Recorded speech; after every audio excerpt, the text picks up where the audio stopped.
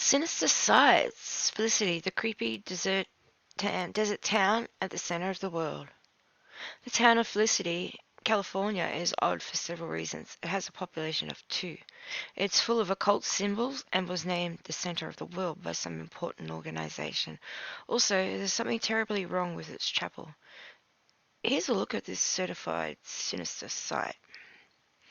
Located in California-Arizona state line and the Mexican border, the town of Felicity was built on 8,000 acres of desert land, in a place where some would define as in the middle of nowhere. However, to other people, this exact location is extremely significant. In fact, Felicity was officially designated the center of the world by both California's Imperial County and France's Institute of Geographic National. How can one even determine the center of the spherical globe, might you ask? Well, we can't. Like everything else relating to Felicity, one must look beyond the literal understanding of the occult symbolism behind it all. For instance, the official center of the world located inside a 21-foot tall pyramid. But that is only the beginning. When one takes the time to explore this odd place and dig into its bizarre history, one important fact becomes obvious. It's a creation of a cult elite.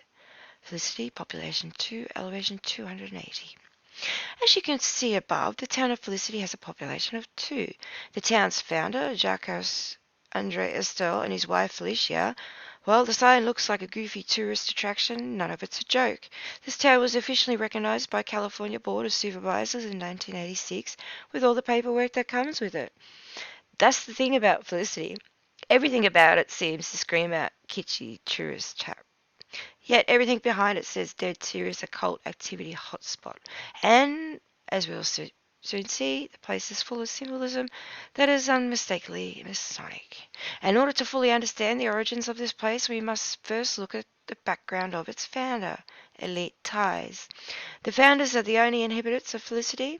Felicity was founded by Jacques Andre Estelle, a man with an interesting background, and even more interesting, a French American. Estelle has varied background, working on Wall Street, serving as a Marine in the Korean War, before well known for being a famous parachute.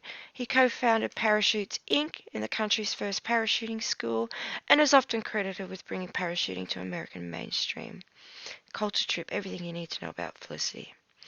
When one looks at Estelle's immediate family, a word immediately comes to mind: elite. His father, Andre, was a diplomat and investment banker who represented Charles de Gaulle at Bretton Woods, the historic monetary and financial conference of the United Nations. That's when they decided to go for the US dollar and get rid of the gold-backed. The fact that it still represented France at the Bretton Woods, which happens to be one of the more important and influential conferences in modern history, tells volumes about his influence. Indeed, Bretton Woods ended up thoroughly restructuring the international monetary system while also creating the International Monetary Fund, an organization that remains highly prominent to this day. The founder of Felicity doesn't only have a highly connected father, his brother Yves Andre Estelle is truly a global elite. So as he used with Christine Langan, who's managing director of the IMF, which created the Bretton Woods. A look at his resume is rather telling. He's currently senior advisor to the Rothschild Global Financial Advisory. Prior to this, he was vice chairman of Rothschild Inc. In case you didn't know, the Rothschilds represent the single most powerful elite bloodline in past centuries. Furthermore, he is a member of the Council of Foreign Relations, CFR, an extremely influential think tank that was founded by some of the most powerful people in the world, including David Rockefeller. In short, the founder of the town of Felicity is directly connected to the global elite. This explains where he got the funds to build such structures. It also explains why it is all based on occult elite symbolism. Let's look at the town itself, the general layout. Almost looks like an arrow, doesn't it? So it's a view from above.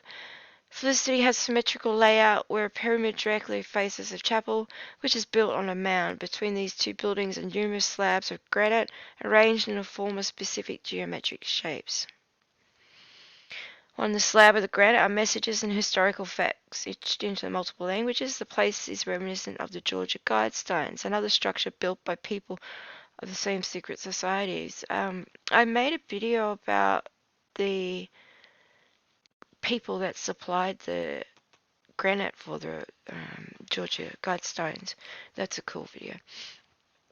In many ways, the overall layout of Felicity is remarkably similar to the highly powerful places around the world, such as Paris, Washington, and the Vatican. So the Vatican looks like a key as well. As the Vatican, an obelisk, a powerful structure of ancient Egypt magic, faces directly St. Peter's Basilica, a place of Christian worship. The layout also contains an 8-pointed star known as the Star of Ishtar. And there's one of those stars in Texas as well. Not a big thing. In Felicity, a pyramid, a powerful structure. The similarities between these layouts are not a coincidence. They are based on Masonic concepts and can be found in power centers across the world. An important fact, Felicity is located on latitude 32 degrees north, 32.7 degrees north, which is an awful close to the 33rd parallel. In Freemasonry, the number 33 is extremely important. Masonic orders are made of 32 degrees plus the hidden 33-degree reverse to the most supreme individuals. There is a reason why they've decided to place the center of the world at the 33-degree latitude, and it's all symbolism. So that's going through to the chapel. The fact that the center of the world is located inside a Masonic pyramid explains who truly owns the world. Masonic symbolism doesn't just stop there at all. The sundial at the center of the 8-pointed star is a sundial that simply yet powerfully conveys an important message about the place and those behind it. The arm of the sundial is a 3D replica of the arm of God from Michelangelo's creation of Adam. The creation of Adam is also etched into the town's many granite slabs. This particular work of art is believed to contain hidden messages. There is a historic interpretation of it. God is inside the vessel, and it greatly represents the human brain.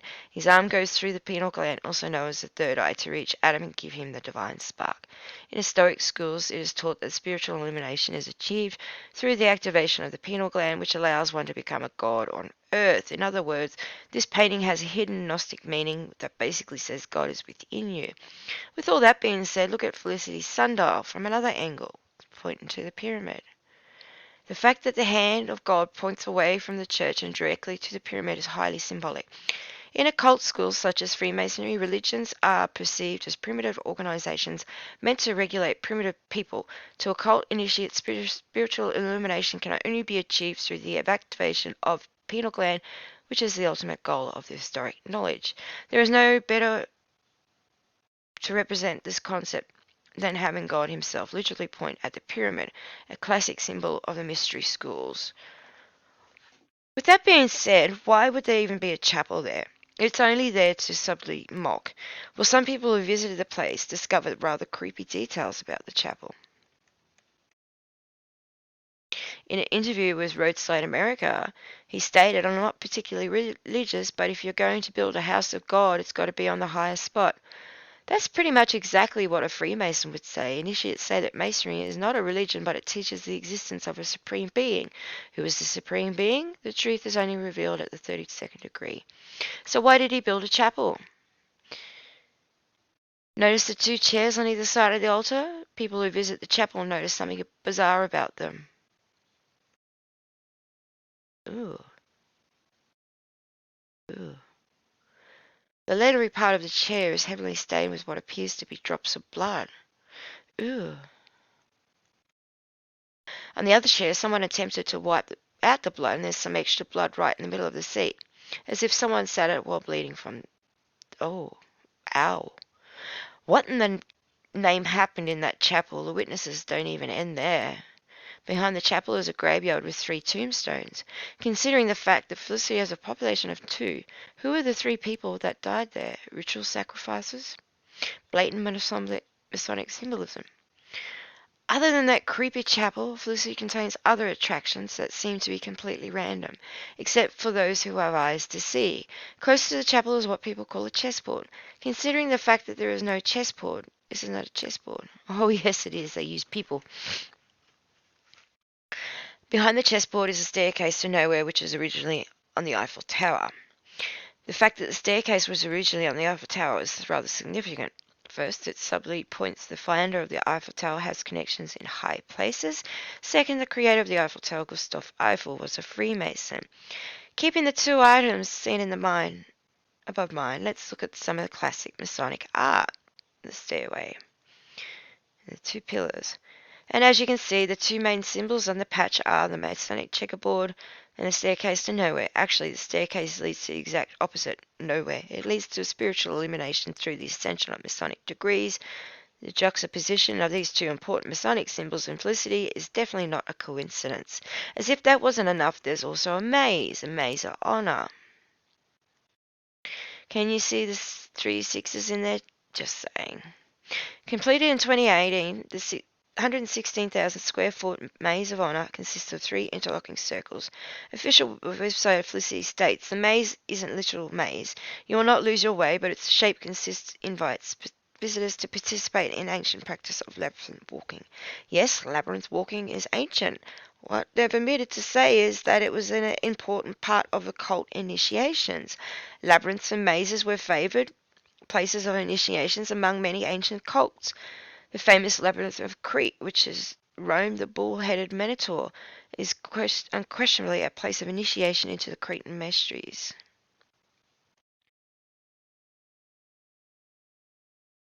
The labyrinth of Crete, the Maze of Honor, is based on a similar circle shape. In conclusion, from the elite ties to the town's founder to the Masonic symbolism pepped through the site, while not forgetting the blood-stained chapel, Felicity definitely qualifies as a sinister site.